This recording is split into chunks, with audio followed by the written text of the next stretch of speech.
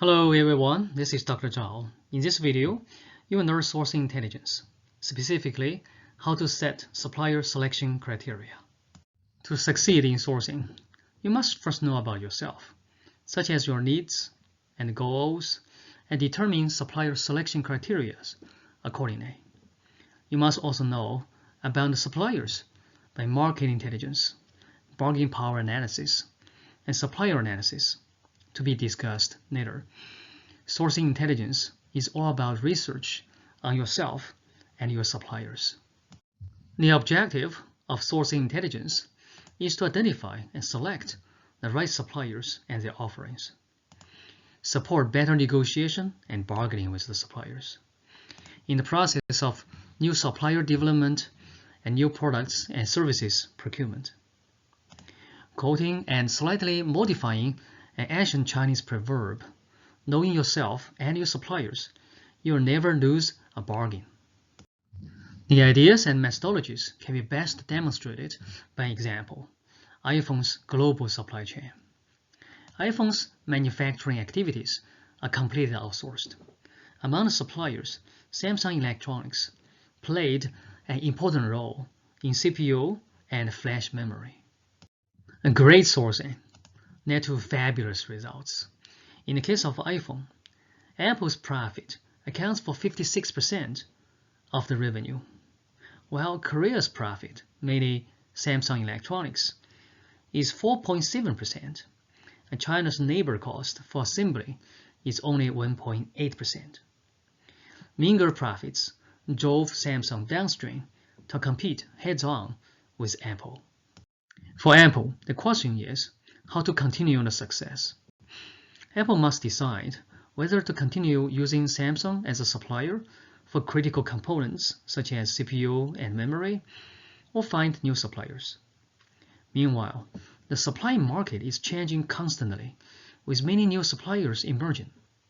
The question is how to do it right for this year. To answer this question for Apple, we must first understand Apple's needs and goals, and set supplier selection criteria accordingly.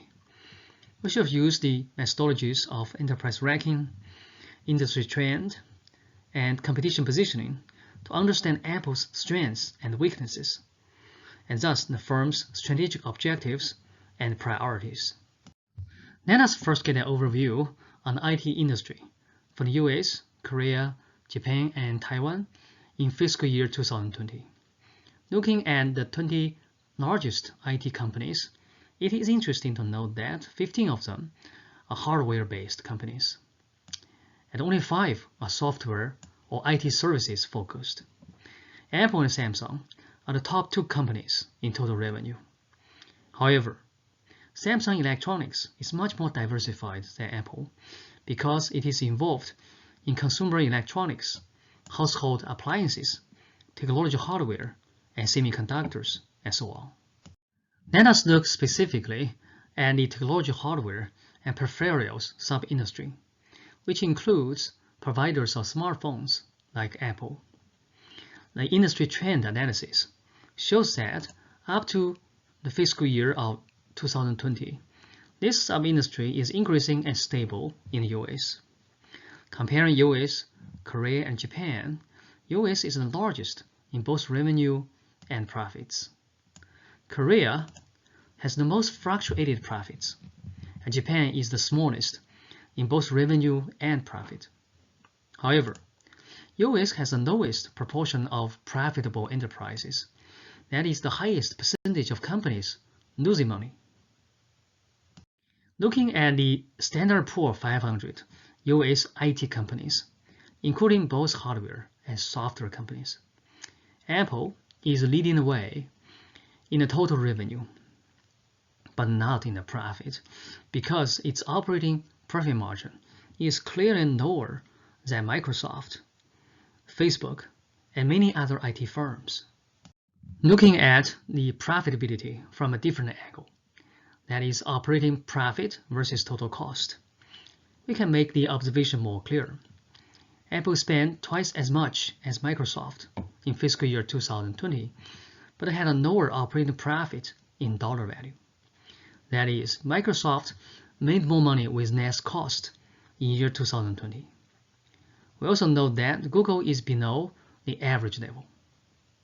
Looking into the revenue breakdown of the technology hardware and peripherals sub-industry, and comparing a few companies such as Apple, Dell, and HP, we can understand their cost structure and sourcing objectives are not better. We can see that the industry average cost of goods sold accounts for 66% of the revenue, with 62%.